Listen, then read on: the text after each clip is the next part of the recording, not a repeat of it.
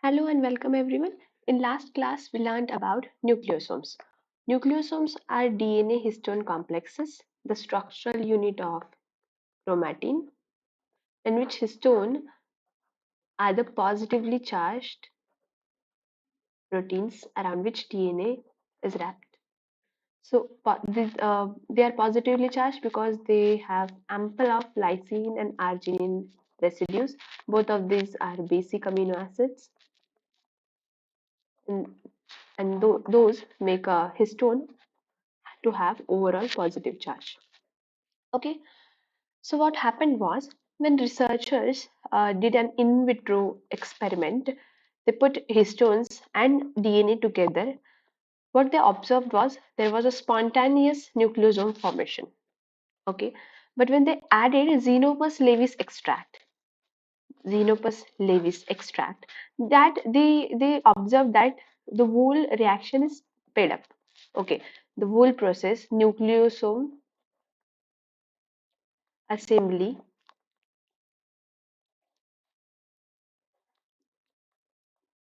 speeds up.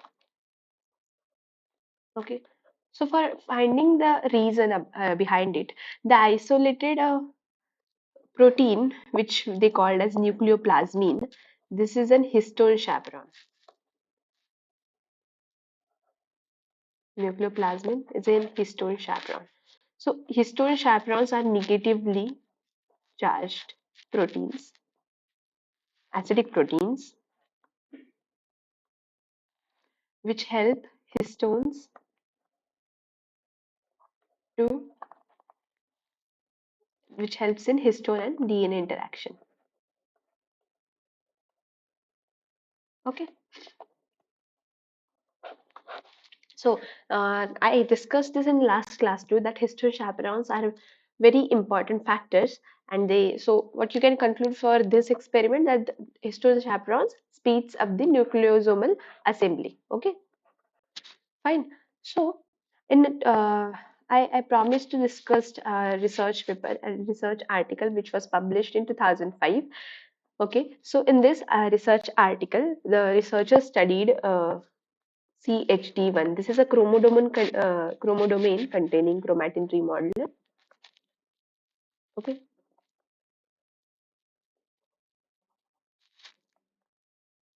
we'll be discussing about chromatin remodelers, the subfamilies of chromatin remodelers in detail in next chapter. Today, let's just discuss about this research, this interesting research paper which was published in 2005. So, in last class, I also introduced you MNA's assay. Okay, micrococcal nuclease, which has endonuclease as well as exonuclease activity. So this cleaves the DNA, which is between two nucleosomes. So this cleaves the linker DNA. Okay, just to sum up that, MNase cleaves the linker DNA. So in this paper too, the scientists used micrococcal nuclease. Okay, to study the chromatin, how the nucleosomal assembly occurs. So the experiment was designed something like this.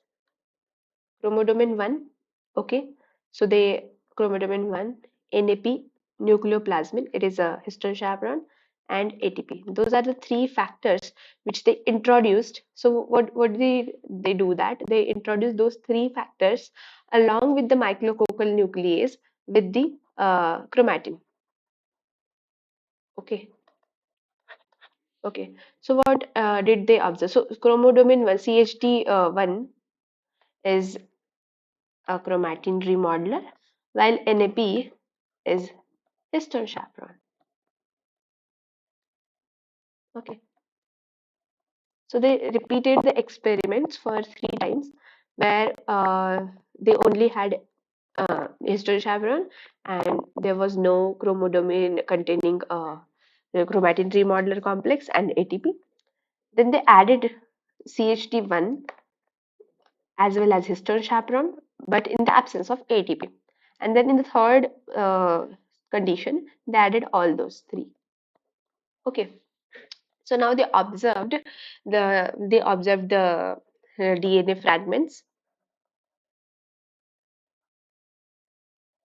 on a gel slab. in the gel electrophoresis, okay, which separates the DNA fragments according to the size. Okay, so what they observed was when only histone chaperone was added, you could see faint bands of different sizes.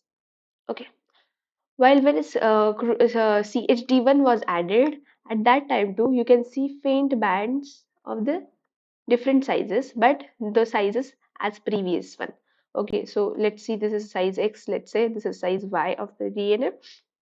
But when they added all those three components, CHD1, the histone chaperone, as well as ATP, they could see very distinct and clear bands of the DNA. So what did they conclude? That they conclude that for those bands, what does they represent? Those bands represent nucleosomes, right? As discussed in the last class, you know that those bands, those different bands, different sized bands, represent nucleosomes. Okay, so they could conclude that in the third case, when all of the three components were present, they could see nucleosomal assembly. But it's not like it is absent in the first two cases. Okay. So what was the thing going on? What scientists referred from this experiment was that when histone chaperones are present,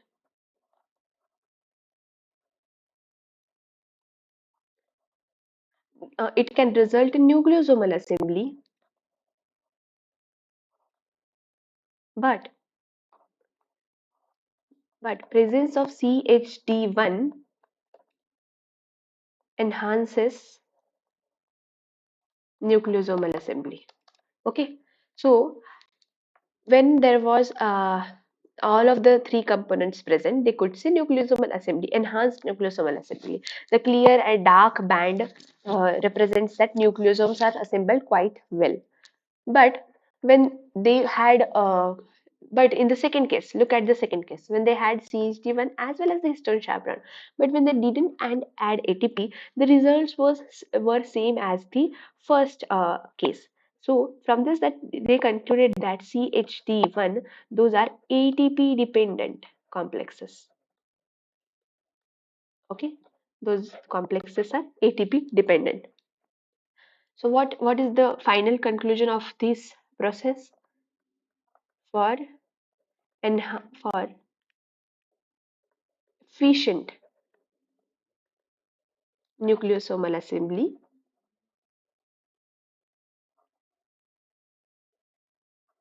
we need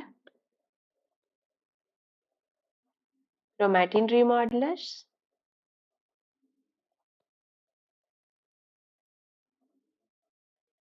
as well as histone chaperones.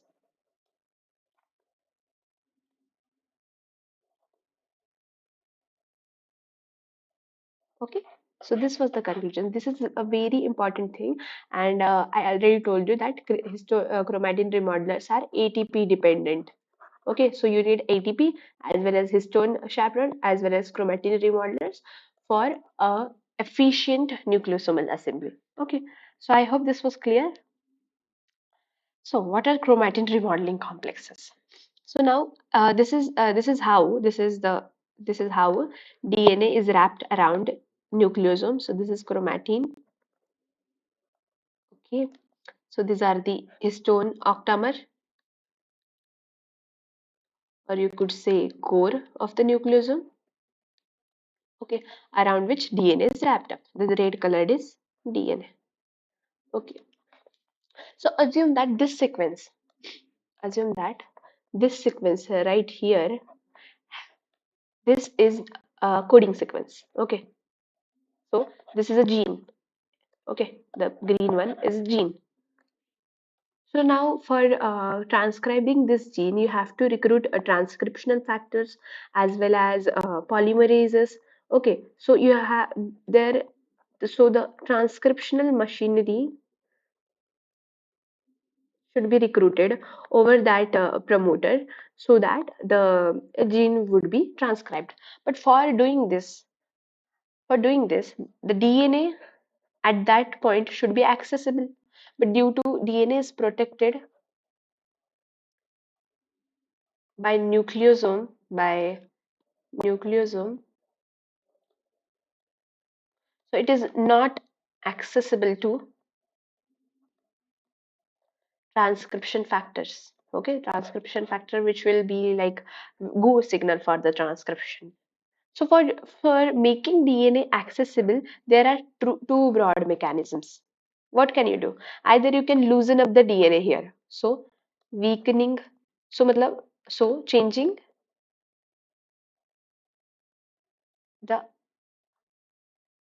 DNA histone interaction.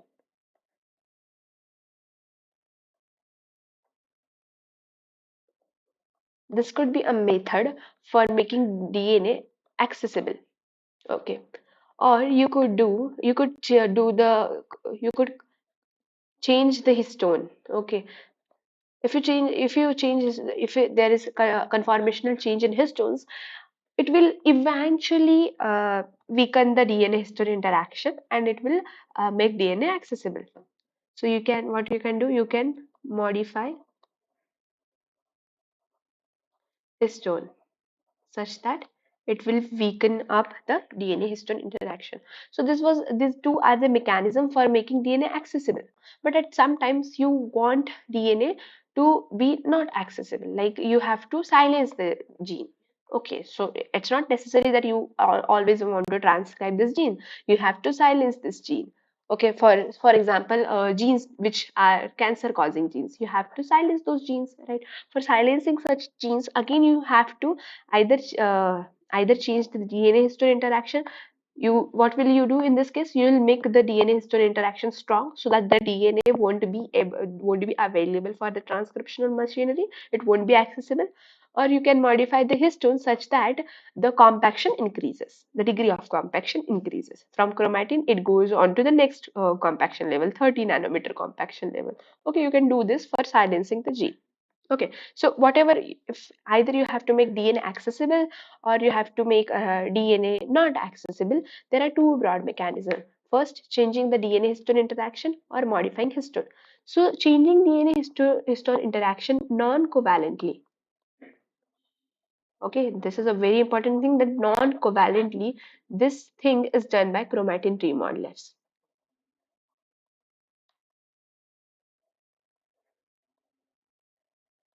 Okay, while modifying histone by covalent interactions,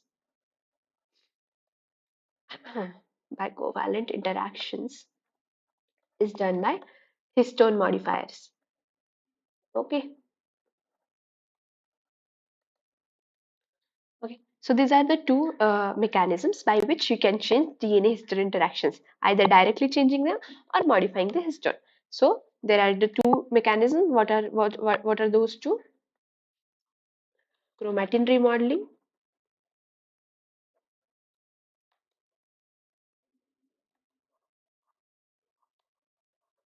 or histone modification.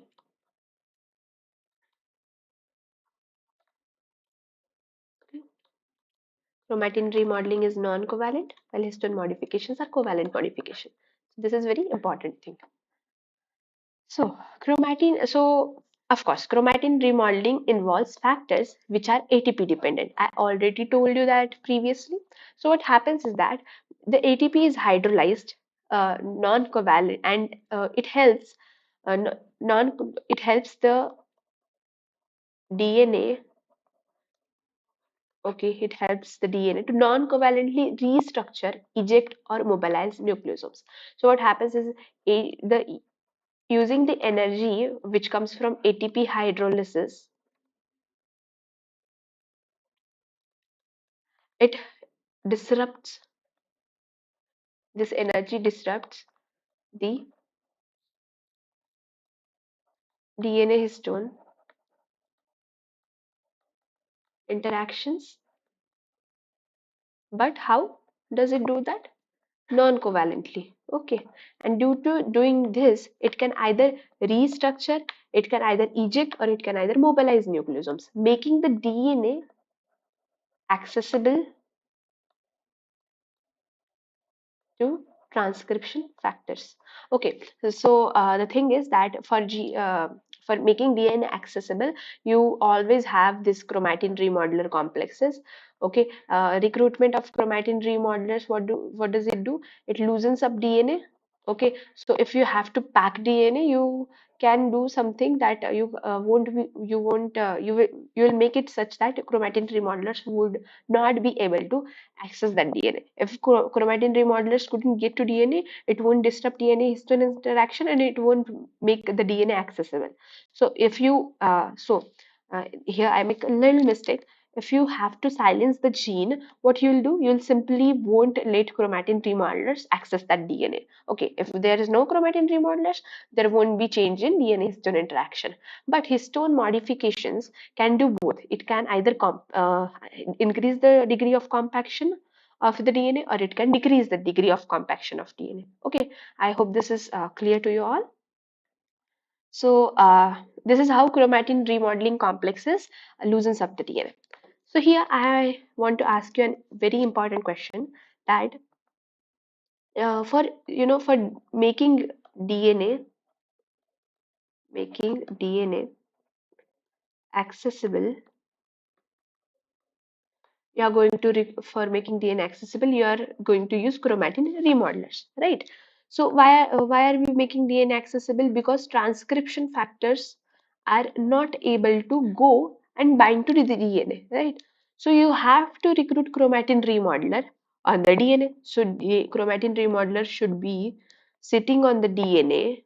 Oh, this is chromatin remodeler should be sitting on the DNA for loosening up the DNA histone interaction. So how does it do? Okay, how does chromatin remodelers get recruited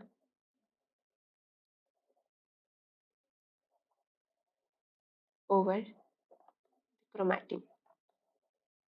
Okay, how does it get recruited over the chromatin? So for this,